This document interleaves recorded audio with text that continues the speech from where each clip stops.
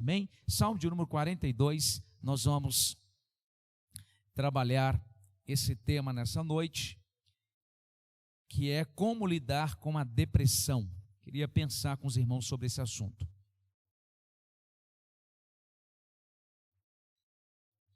Como lidar com a depressão. Salmo 42 diz assim: como o servo brama pelas correntes das águas, assim suspira minha alma por ti, ó Deus. A minha alma tem sede de Deus, do Deus vivo. Quando entrarei e me apresentarei ante a face de Deus? As minhas lágrimas servem de mantimento, de dia e de noite, porquanto me dizem constantemente: onde está o teu Deus?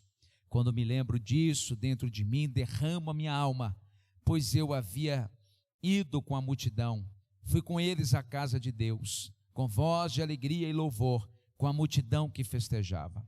Porque estás abatido, ó minha alma, e porque te perturbas em mim? Espera em Deus, pois ainda o louvarei na salvação da sua presença. Ó meu Deus, dentro de mim a minha alma está abatida, portanto lembro-me de ti, desde a terra do Jordão e desde o Hermon, e desde o pequeno monte. Um abismo chama outro abismo, ao ruído das tuas catatumbas, todas as tuas ondas e vagas têm passado sobre mim. Contudo o Senhor mandará de dia a sua misericórdia, e de noite a sua canção estará comigo, a oração ao Deus da minha vida. Direi a Deus, a minha rocha: por que te esqueceste de mim? Porque ando angustiado por causa da opressão do inimigo? Como com a ferida mortal, em meus ossos me afrontam os meus adversários, quando todo dia me dizem: onde está o teu Deus? Por que estás abatido, ó minha alma? E por que te perturbas dentro de mim? Espera em Deus, pois ainda o louvarei. Ele é a salvação da face do meu Deus. Pai, oramos nessa noite, clamamos ao Senhor. Fale conosco nessa noite, é a tua palavra, e nós queremos ser curados por ela, queremos ser lavados, santificados, consolados, edificados, confrontados. A tua palavra ela é viva e eficaz, ela é como espada de dois gumes, só ela vai até a divisão da alma e do espírito, só ela tem, ó Deus, condições de discernir pensamentos e intenções do coração. Senhor, fale conosco, essa é a nossa oração, em nome de Jesus, amém. Meus irmãos, essa semana eu tomei conhecimento de que uma jovem de 20 anos faleceu por depressão. Quem é essa jovem? Pasmem, é a neta da saudosa missionária Lourdes. Lourdes morreu tem um mês, ela morreu dia 2 de novembro. A Bibi, que é a Ana Beatriz, quando eu saí de São Paulo de 2006, ela era da idade e do tamanho do Henri. Eu chamo ela até hoje de Bibi. Eu estive em São Paulo em julho do ano passado, levando as irmãs, por causa do quadro de pandemia, levei elas de carro para não ter perigo de ir de ônibus, por causa da idade. E sempre que eu vou, eu via a Bibi, conversava com a Bibi. A Ana Beatriz, ela estava com 20 anos de idade. A Bibi era muito colada na Lourdes, a neta muito colada mesmo, desde que é pequenininha. Vez ou outra eu ia lá, quem tinha a irmã nas redes sociais vai perceber que muitas fotos a Bibi estava junto. A Bibi é uma menina nova, 20 anos. Quando a Ana Beatriz tomou consciência ou informação de que sua avó falecera, ela entrou em choque e deu uma febre. E na semana passada conduziu uma Ana Beatriz, que já estava há muitos dias sem querer comer, e um quadro de depressão. Para nossa tristeza e para a tristeza dos irmãos ali em São Paulo, ela veio a óbito na última terça-feira, uma menina de 20 anos de idade. Qual é o quadro? Depressão. A saudade foi tanta, o choque foi tanto em relação à morte da sua avó, a saudosa Lourdes, que vocês conhecem, que a Bibi agora também está morta. Depressão. A OMS, ela lançou uma pesquisa resultado de uma pesquisa, que a depressão a partir de 2020 seria a maior causa de morte. Primeiro, tem a primeira causa é por questão do coração, né? Parada cardíaca, derrame, e aí segue. A segunda causa maior de morte seria a depressão. E a depressão traria consigo suicídio e uma série de fatores. Estamos ali, estamos do outro lado aqui em outro estado, abatidos, tristes. Eu tomei um choque. Eu estava em um ambiente com a Fran e o Henri, e quando chegou a notícia, eu devo ter falado, meu Deus, umas 15 vezes. Meu Deus, não acredito. A menina de 20 anos de idade, depressão. Como lidar com a depressão? Por outro lado, a mãe da Bibi me liga, 1 mês perdeu a mãe. E eu estava conversando com o Fran essa semana, como esse povo está vivendo sem a Lourdes. Porque São Paulo, a maioria das moradias é diferente da nossa. É todo mundo numa casa só, dividida por parede. Então você entra, tem a casa da Lourdes, a casa da irmã, a casa do sobrinho. Então todo mundo entra, todo mundo vê todo mundo cumprimenta todo mundo. Há pouco tempo a Cristiane mandou para mim uma mensagem e nós conversávamos sobre a partida da sua mãe e ela falando da dificuldade. Um amigo me enviou a notícia ontem, as tias me enviaram a notícia e perto das 15 horas a mãe dela me envia o anúncio, o aviso. E ela escreveu da seguinte forma: olá, meu querido, Deus recolheu a minha filha. Tanto a Ana Beatriz quanto a Cristiane, a filha e a mãe, a neta e a filha, vocês estão me entendendo? Elas agiram de forma diferente com o quadro de depressão, de morte. Mas não é triste, irmãos? É triste. Eu estou tão chocado com essa quantidade de morte que eu falei com o Franco que eu vou ter que ir lá em São Paulo para me chorar. Porque eu não consegui chorar ainda não. Eu tenho que ir lá na casa da Lourdes, entrar lá e sentar e chorar, porque tem que chorar. Não é verdade? O negócio fica preso aqui, porque é ruim. E o salmista, que eu acabei de ler o salmo nessa noite, ele está com um quadro de depressão, quadro depressivo. O Salmo 42, o Salmo 43 é o quadro típico de uma depressão. E nós estamos falando aqui de um salmista que eram os filhos de Corá, eles eram levitas. Eles eram uma tribo diferenciada, porque era uma tribo de sacerdotes, né? A tribo de sacerdotes que servia no altar, que servia no santo, no átrio, no santo e no santo dos santos. E essa tribo, esses filhos de Corá, eles estão lidando aqui com um quadro de depressão. O Salmo trata necessariamente desse assunto. E não nos enganemos, nós podemos, irmãos, infelizmente, entrar em um quadro depressivo. Mesmo orando, mesmo adorando, mesmo como nós cantamos aqui esse cântico da Ana Paula Valadão, em tua presença. É muito bonito esse cântico, ele é muito bonito, ele é muito profundo. Letra extraordinária. Mas nem sempre Deus vai nos manter escondidos dos problemas da vida. Talvez seria mais fácil nós cantarmos: em tua presença eu posso enfrentar, em tua presença eu posso vencer, em tua presença eu tenho condições. Não é sempre que Deus nos esconderá dos problemas, que Deus nos tornará imunes às dificuldades. Não, de forma alguma. Isso não é o evangelho que a Bíblia apresenta. A propósito, Jesus falou que nesse mundo nós teríamos aflições. Paulo diz em 2 Timóteo capítulo 3, verso 12, que os que querem seguir Jesus fielmente sofrerão maiores perseguições. Então nós precisamos aprender a encarar esse fato. Encarar esse fato. E há dados, estatística que diz que nesse quase 2 anos de pandemia, aumentou-se em 285% o número de depressão, o número de depressivos. A depressão e pessoas depressivas hoje em todos os setores, em todas as camadas, em todos os credos religiosos. Desde quem crê, professa a fé, como também quem não crê é um ateu. O salmista, ele está num quadro depressivo e o contexto é esse. Ele está ao norte, ele está longe de Jerusalém, eles são da tribo de Levi, eles são filhos de Corá, e eles estão longe de Jerusalém. Longe de Jerusalém significa estar longe do templo. Estar longe do templo, na perspectiva do Antigo Testamento, é estar longe da adoração, é estar longe daquele ambiente de culto, daquele ambiente de festa. Como se não bastasse, eles estão longe do seu ambiente natural, longe do seu ofício sacerdotal, eles ainda estão lidando com uma afronta, e a afronta é essa: onde está o teu Deus? Onde está o teu Deus? Eu imagino que um dado momento, essa semana, quando a Cristiane recebeu a triste notícia, Satanás não perdeu tempo. Sua mãe foi, agora sua filha. Onde está o Deus que você serve? Quantas das vezes nós nos vimos em uma situação que nós não gostaríamos e os nossos problemas, as nossas lutas nos afrontam. Onde está o teu Deus? Nós temos aí, presenciamos nossos amados irmãos que partiram para a glória, que lutaram pela vida e com certeza no leito da morte, talvez se indagaram: aonde está o meu Deus? Quantos de nós,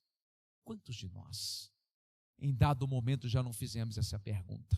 Quantos de nós que já não fomos afrontados? Quantos de nós que já não fomos indagados acerca da nossa fé? Porque não tivemos uma solução, porque não tivemos uma resposta, porque não tivemos uma saída.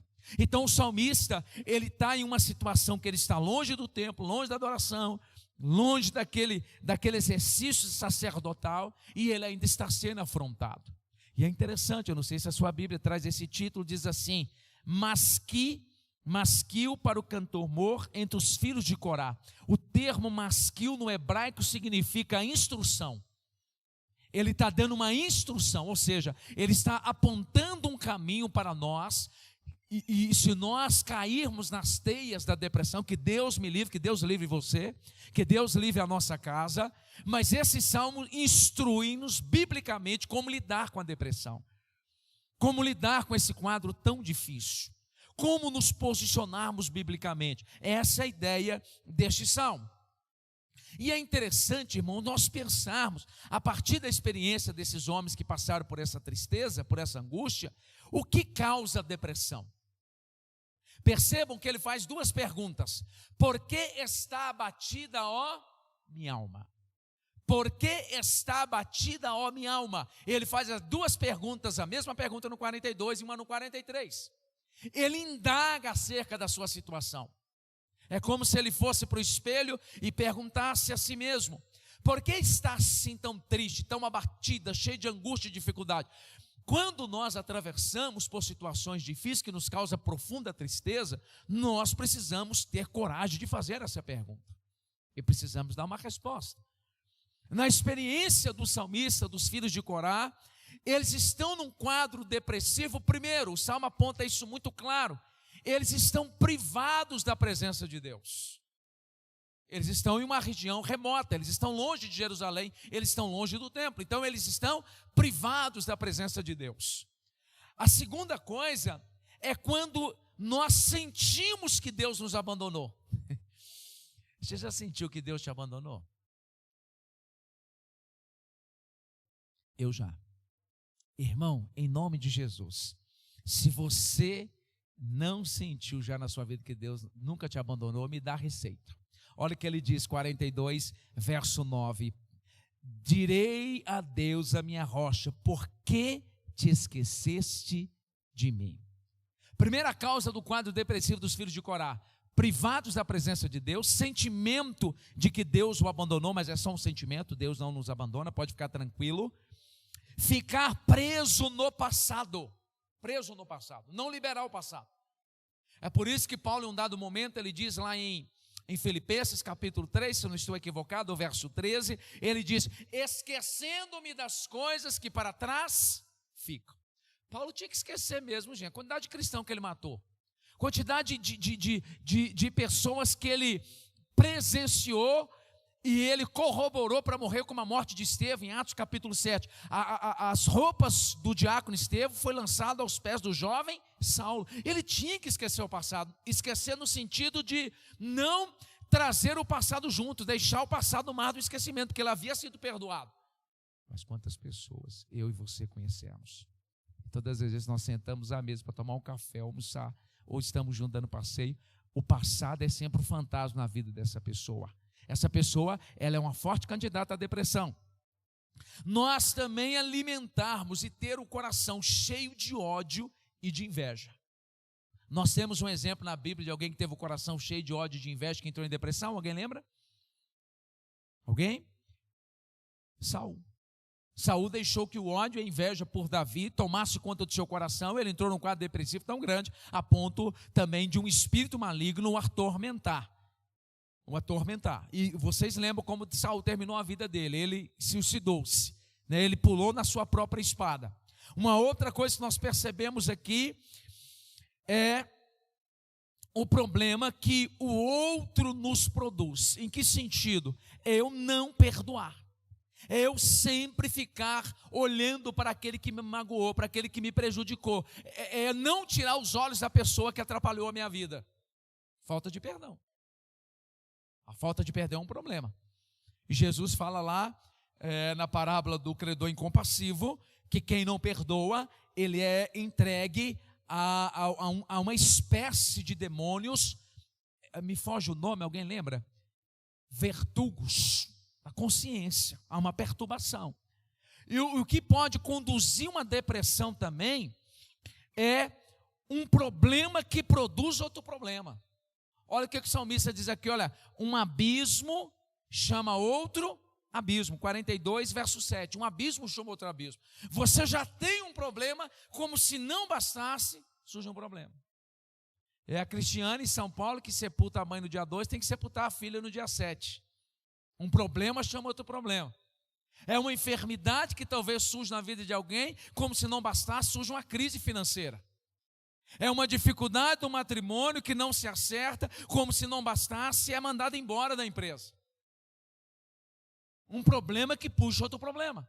Irmãos, nós poderíamos aqui enumerar tantas coisas, mas vamos nos deter no Salmo.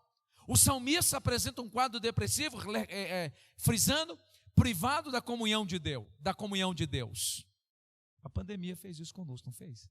Nós não podíamos reunir igual nós estamos reunindo agora.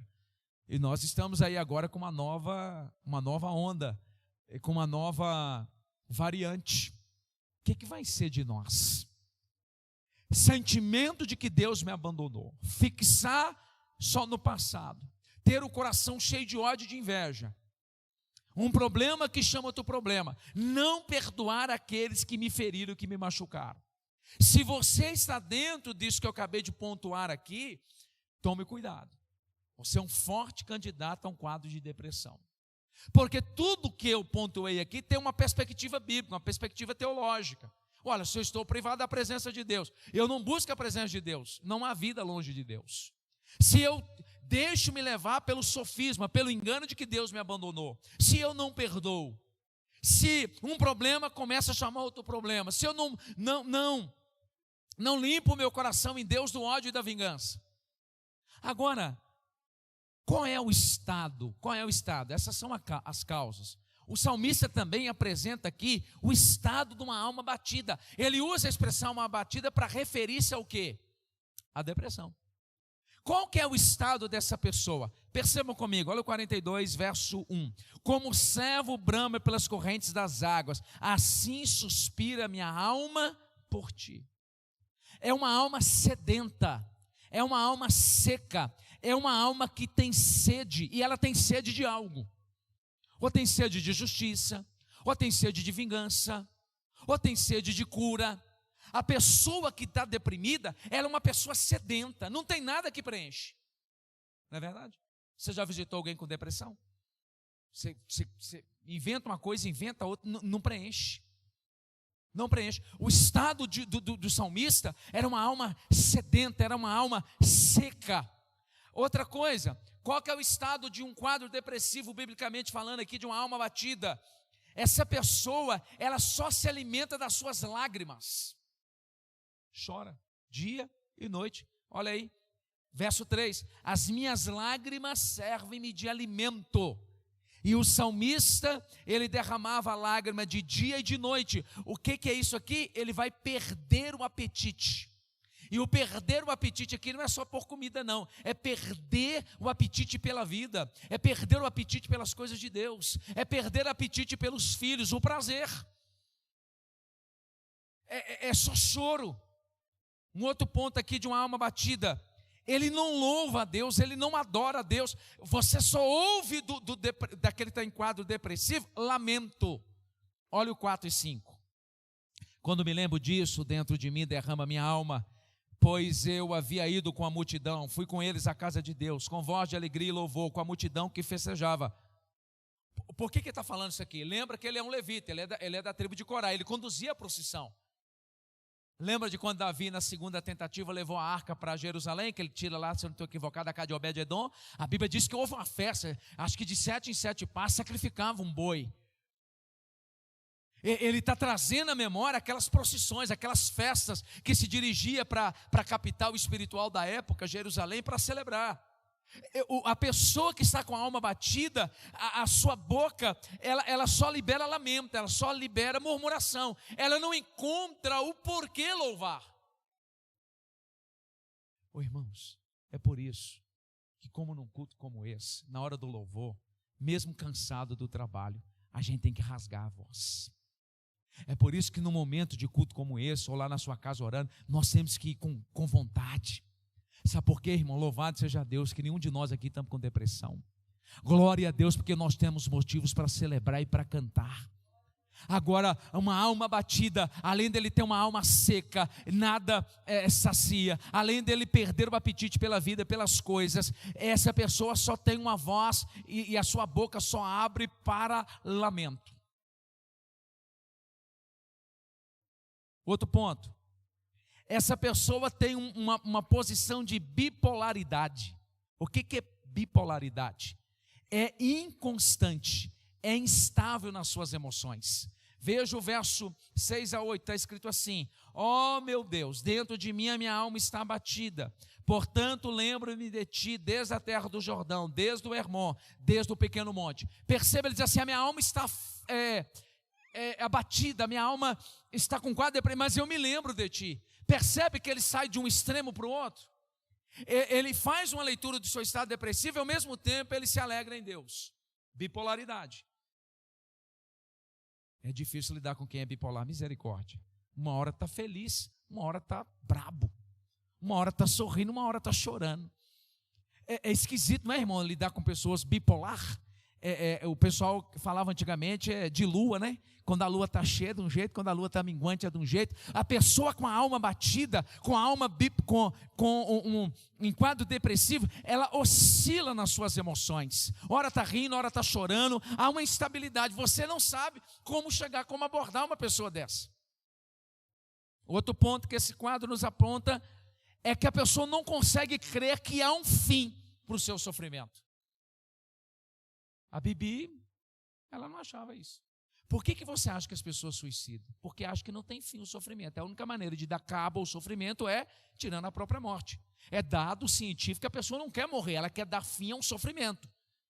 A pessoa com a alma batida, com quadro depressivo, ela por mais que ela creia, mas ela não consegue enxergar um fim. Isso não vai acabar, isso vai acabar comigo. É mais fácil acabar comigo do que se acabar. Não é assim que nós percebemos. Agora eu quero dizer aqui no auditório, e quem me ouve na sua casa, o que eu acabei de narrar aqui e pintar, não é te julgando, te condenando, é apontando um diagnóstico, um quadro. Um quadro. Então, se você é uma pessoa que a sua alma está seca, nada te sacia, você se alimenta de lágrimas, você está sendo movido por esse sentimento de tristeza profunda, perdeu o apetite pela vida em todas as esferas. Se o que sai dos seus lábios é só lamento e murmuração, você não consegue louvar e cantar a Deus. Se você está oscilando de um extremo ao outro, bipolaridade, uma hora ri, uma hora chora, uma hora está feliz, outra hora está triste, está abatido. Se por mais triste que seja a sua situação, você não crê que haverá um fim nesse quadro, nessa situação, você precisa procurar ajuda. Você precisa procurar ajuda. E esse quadro que eu acabei aqui de pintar, não é uma crítica, não é um julgamento, não é dizendo que não tem jeito para você, é te chacoalhando e te acordando. Mas o salmista, ele não apenas, ele mostra os porquês da sua depressão, o estado de uma alma depressiva, mas ele aponta o remédio. Glória a Deus, a solução em Deus, a esperança em Deus, a alívio em Deus, a cura em Deus, a libertação, a salvação, a vida. Amém? A vida. E o salmista, ele diz assim no verso 9, percebam comigo, verso 9: direi a Deus, minha rocha. Direi a Deus, minha rocha. A primeira coisa que esse quadro depressivo mostra-nos na recuperação é que nós precisamos buscar a Deus. Direi a Deus, minha rocha. Ou seja, eu preciso orar. Eu preciso me abrir com Deus. Eu preciso falar com Deus. Deus, eu não estou legal. Senhor, eu estou abatido, eu estou triste, eu estou angustiado. Eu sofri essa decepção no casamento, essa decepção no trabalho, essa decepção na igreja. Eu sofri uma perda financeira drástica. Eu fui dispensado. Eu tomei uma punhalada pelas costas. Não consigo reagir. Eu estou triste, eu estou abatido, me ajuda. Deus não tem problema com isso não, gente. Deus não tem problema com isso não. Mas a maioria de nós, quando nós estamos assim, o que nós fazemos? Nós nos isolamos. O salmista aponta-nos aqui o primeiro caminho para a solução, e o primeiro caminho para a solução é: se abra com Deus, desabafe. O que é buscar? O que é desabafar? Orar. Orar. E o que os salmos mais têm? É a alma abatida, é a alma aflita. A maioria dos salmos. E Deus não tem problema, irmãos. Com Deus nós podemos lamentar. A Bíblia diz em 1 Reis, capítulo 19, que Elias, quando ele sofre a ameaça de Jezabel, a Bíblia diz em 1 Reis, capítulo 19, verso 3, que ele entra pelo deserto de Berseba e ele deixa o seu moço. Quando Elias mais precisava de alguém, ele fica sozinho. A Bíblia diz que ele entra numa caverna e vai dormir. O anjo do Senhor acorda, traz pão e água, você conhece a história. Deus apresenta-se ao profeta e ele desabafa: eu tenho sido muito zeloso, só eu sobrei. A Bíblia diz que Deus ouviu Elias, Elias voltou a dormir, o anjo trouxe pão novamente. Deus não tem problema com o nosso lamento. Há espaço para lamento na presença de Deus. Tem dia que eu não estou animado, tem dia que eu não estou alegre. Eu preciso lamentar, e é lamentar na presença de Deus. Não é murmurar, é rasgar a minha alma. Fala: Senhor, atenta para mim. Senhor, cuida de mim, Senhor. O que Deus faz? Deus vai no encalço do profeta Elias, lá no deserto, irmãos. Olha que Deus. Ele está sozinho, à beira de um suicídio. Deus vai lá. Então, meu irmão, você que está aí na sua casa, ou nem professa a fé, o primeiro caminho que o salmista, os filhos de Corá, apresenta para nós aqui é: busque a Deus, desabafe. Na presença de Deus há espaço para lamento. Deus, eu preciso de socorro, eu preciso de cura. Amém, gente? Não dá para você fazer isso com qualquer um não, viu? Não dá não. Em um dado momento, 6, se eu não me engano, de Jó vai abrir o coração para os seus amigos o criticam, condenam. Meu irmão, se você está lidando com alguém com depressão e você vai ouvir essa pessoa, nós não estamos ali para ser juiz, nem para condenar, é para abraçar, é ouvi-lo e abraçar. Na presença de Deus há espaço. Às vezes nós abrimos o nosso coração com quem nós não deveríamos e potencializamos o nosso problema. Quantos estão me entendendo? Digam amém. Segundo ponto é reafirmar que Deus me ama e Ele é soberano. Olha o verso 7 e 8. Acompanhe comigo. Um abismo chama outro abismo ao ruído das tuas catatupas. Todas as tuas ondas e vagas têm passado sobre mim. Contudo, o Senhor mandará de dia a sua misericórdia, e de noite a sua canção estará comigo, a oração ao Deus da minha vida. Em um quadro depressivo, em uma situação angustiante, com a alma batida, você precisa reafirmar que Deus te ama e que Ele é soberano e sabe o que está fazendo. Perceba o que o salmista diz, preste muita atenção no 7, por gentileza. Olha, um abismo chama outro abismo, ao ruído das tuas catatupas, todas as tuas vagas têm passado sobre. De quem tem vindo isso? Do próprio Deus. É o que o Oséias diz. Ele faz a ferida e ele cura. Lembra a pregação do Eduardo aqui no domingo? Ele fere e ele sara. O que o filho de Coré tem em mente? Deus me ama. Tudo isso que eu estou passando, Deus está no controle. As ondas que têm passado sobre mim são ondas de Deus. No dia que a minha alma estiver abatida ou estiver num quadro depressivo, eu não posso me esquecer e reafirmar: Deus me ama e Ele é soberano. E Ele sabe o que está fazendo na minha vida. É levantarmos a voz como Jó, 19, 25. Eu sei que o meu Redentor vive e que por fim há de se levantar ao meu favor. O salmista entende que as ondas são de Deus. As ondas não vêm por si só. As ondas, a tempestade não tem vontade própria. Deus o lança no mar revolto, mas ao mesmo tempo Deus o guarda, o livra, o restaura, liberando sobre ele amor e graça. Olha o 8. Olha o 8. Contudo o Senhor mandará de dia a sua misericórdia. O que é misericórdia? Fidelidade. Dia e noite a canção estará comigo, a oração ao Deus da minha vida. O que o salmista entende? As situações que estão me sucedendo, elas não têm vontade própria, elas não são autossuficientes. Deus está permitindo isso vir sobre mim, Deus está tratando a minha alma, Deus está tratando o meu coração. Mas esse mesmo Deus que permite que as suas ondas venham sobre mim, é o Deus que faz com que a tua misericórdia me assista de manhã. Então, quando a minha alma estiver abatida, o meu coração estiver abatido, eu estiver muito triste, eu preciso reafirmar o amor de Deus, a soberania de Deus. Deus me ama. A minha vida não está entregue à própria sorte. Satanás não tem carta branca para fazer o que quer. Deus está no controle. Eu não entendo, eu não compreendo, mas de manhã a sua misericórdia vai me assistir. Senão a gente fica doido.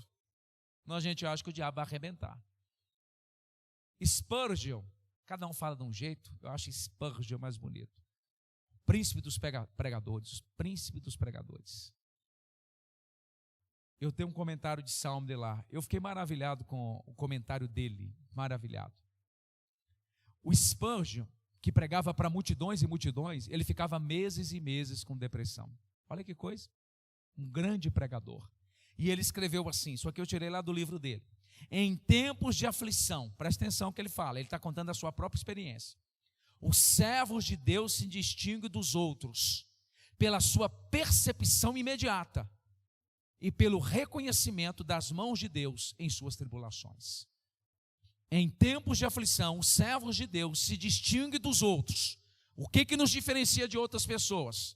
É a nossa percepção imediata e o nosso reconhecimento de que as nossas tribulações, elas estão nas mãos de Deus. É por isso que eu não paro, é por isso que eu não recuo, é por isso que eu não murmuro, é por isso que eu não chuto o pau da barraca. Eu vou até o fim em nome de Jesus. Cristo em vós, esperança da glória. Para me finalizar aqui, esse salmista ainda aponta-nos um caminho aqui. Tudo é um ato de fé. Agora que é ousadia o que eu vou falar. O comentarista que eu estava estudando para trazer esse salmo para vocês, ele diz que a primeira receita é se abra com Deus, desabafe. A segunda, reafirme o amor de Deus pela sua vida e a soberania. Deus está por trás desse negócio e Ele vai me assistir de manhã. A próxima é, transforme o seu lamento em cântico. Olha o 8, 42, 8. Contudo o Senhor mandará de dia a sua misericórdia, de noite a sua canção estará comigo. Como cantar no luto? Como cantar nas perdas? Como cantar na tragédia? O que nos difere também do mundo? O mundo prega uma paz, é uma paz, ausência de conflitos. A Bíblia oferta-nos, envia-nos, dá a nós outros gratuitamente uma paz no vale. O que me faz cantar? O que me faz tirar o lamento dos meus lábios e cantar e colocar um cântico de louvor a Deus? É a convicção bíblica de que apesar que eu não entendo, eu não estou vendo nada, mas a Bíblia me diz, e eu creio porque ela me diz, Deus está trabalhando nesse negócio. Deus está no controle. Isso aqui é difícil, gente. Eu tomei nota disso aqui, eu fiquei pensando, como? Como cantar? Se você vem de uma história de frustração, de decepção, de abuso, de perda, de luto, como cantar?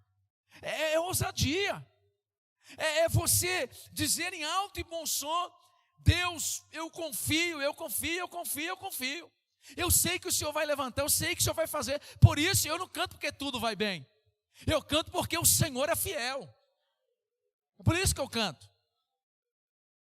O comentarista dizia assim, Cante orando, ore cantando, mas tire a murmuração dos lábios e seja ousado em cantar a Deus.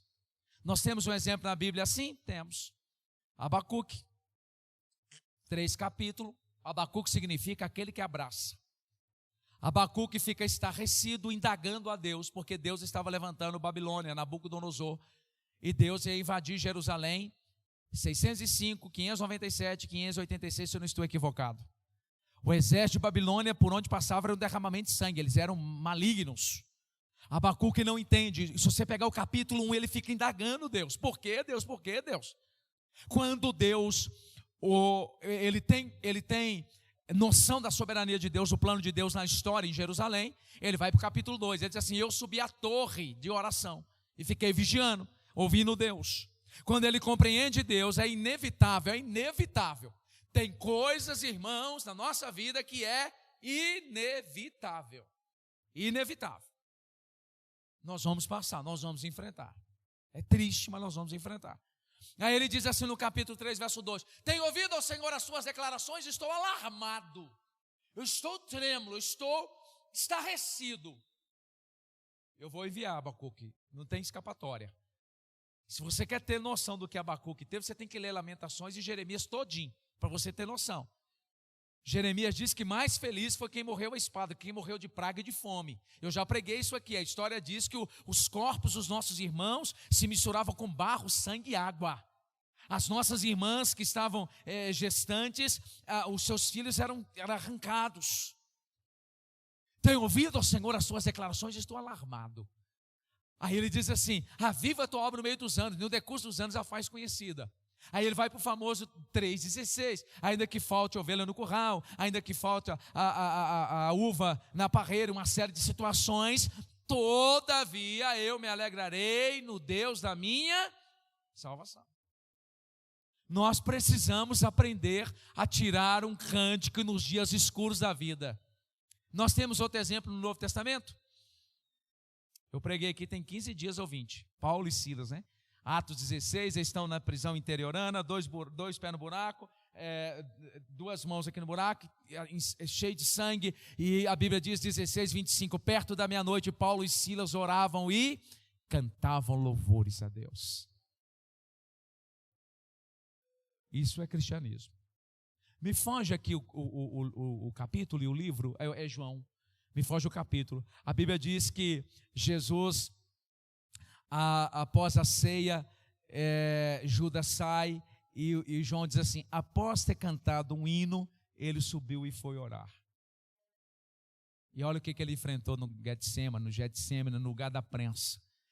No dia da alma batida, no dia da depressão, no dia da angústia, nós precisamos transformar o lamento. Por último, dê uma ordem à sua alma. O que ele diz aqui, 42, ele diz assim, verso de número 11: porque está batido a minha alma e porque te perturba dentro de mim? Espera em Deus. Você tem que dar uma ordem à sua alma. Por quê? O pastor que comentou isso aqui, ele foi muito brilhante. Ele diz assim: todo dia nós ouvimos o que dentro de nós? Não vai dar certo. Nós não ouvimos isso? Não tem como. O que a gente faz? A gente fica calado. Você já acordou de manhã e vê uns pensamentos, uma fala dentro de você que você não domina e não consegue reter, e você vai dando vazão. E aí quando pensa que não, você começa agora a se moldar a partir do que aquilo a sua alma está falando no interior. Não vai dar certo, não vai dar certo. Tem um princípio lá de Salomão: como você imagina no seu coração, assim será. Nós precisamos aprender a dar uma ordem à nossa alma. Quando acordarmos pela manhã, ou diante de uma situação difícil, diante de uma situação catastrófica, quando dentro de nós, está dentro lá no fundo da nossa alma, não vai dar certo, não vai acontecer, nós precisamos gritar em alto e bom som: aquieta a alma e espera em Deus. Dá uma ordem à nossa alma, dá um comando. Silenciarmos a voz do pessimismo, silenciarmos a voz da incredulidade. O que é dar uma ordem à alma? É alimentar a alma. O que o Jeremias diz? Eu trarei à memória aquilo que me dá O que Paulo diz no 4:8 de Filipenses? Finalmente, irmãos, tudo que é louvável, tudo que é honesto, tudo que é de boa fama, se há algum louvor, se há alguma virtude nisso, ocupai, eu preencho o vosso pensamento. Nós precisamos dar uma ordem à nossa alma. Não, eu não aceito isso. Eu não tomarei essa atitude. Eu não tomarei. Aquieta, alma. Dá uma ordem. Não, irmão, às vezes nós deixamos a nossa alma nos levar. Às vezes nós deixamos a nossa alma nos conduzir. Às vezes nós deixamos a nossa alma, ela ter a última palavra. E o que Davi está dizendo, ou melhor, os filhos de Corá estão falando aqui? Aquieta-te, minha alma. Dá uma ordem. Você está triste, está abatido, está cheio de incredulidade, cheio de dúvida, dê uma ordem na sua alma. Alimenta a sua alma com as coisas de Deus. E preenche, e satura a sua alma com a palavra. Dê uma ordem a partir da palavra. Não, eu tô cheio de medo, eu estou cheio de arrepios, eu tenho medo de bruxaria. Como é que você vai aquietar a sua alma? A alma, a Bíblia diz que aquele que habita no esconderijo do Altíssimo, eu habito lá, a sombra da Onipotente descansará. Então aquieta-te. Talvez você esteja enfrentando um quadro de enfermidade e não há perspectiva. A alma aquieta-te, porque Jesus levou sobre o Calvário toda enfermidade. Ele é Jeová Rafa, Ele me dará assim. Aquieta-te, alma. É isso aí. Talvez você está passando por uma privação financeira. Alma, aquieta-te, porque a Bíblia diz que Ele é Jeová Rafa, Ele é o meu pastor e nada me faltará. Dá uma ordem à sua alma. Por último aqui, quer falar, Pelé? Por último, o salmista diz: espera em Deus, pois ainda o louvarei. Espera em Deus. Talvez a medicina não tenha uma resposta, talvez não tenha nenhum expediente na terra que tenha uma resposta, mas nós lemos da introdução do culto: aqueles que esperam no Senhor renovarão as suas forças. Aqueles que esperam no Senhor não serão confundidos. Desde a antiguidade não se ouviu, nem com os ouvidos se perceberam, nem com os olhos se viu um Deus além do nosso Deus, que trabalha para aqueles que nele esperam. Então, meu irmão, se você está com a alma batida, busca a Deus. Reafirma o amor de Deus pela sua vida e a soberania dele. O Deus que fere é o Deus que sara. Transforme pela fé com ousadia o seu lamento em cântico. Dê uma ordem à sua alma e tome a firme decisão de esperar em Deus, porque eu ainda o louvarei. Perceba, esse salmo não termina com um problema solucionado, termina com atitude de fé. Eu ainda o louvarei. Deus ainda não fez? Não desanime, não chute o pau da barraca, não desista. Espere no Senhor até Ele fazer. Varão, quer falar?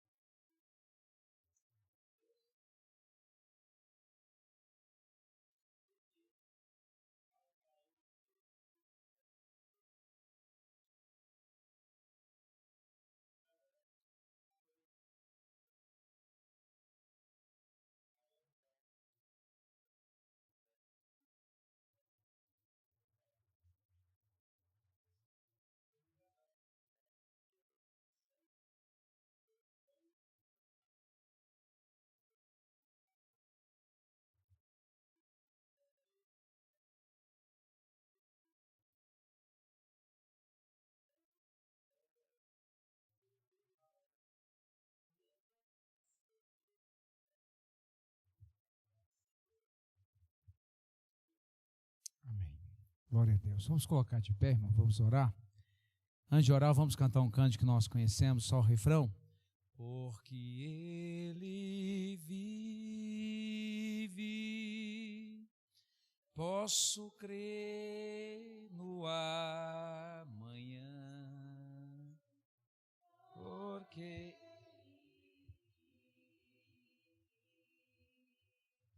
temor não há, mas eu bem sei, eu sei que a minha vida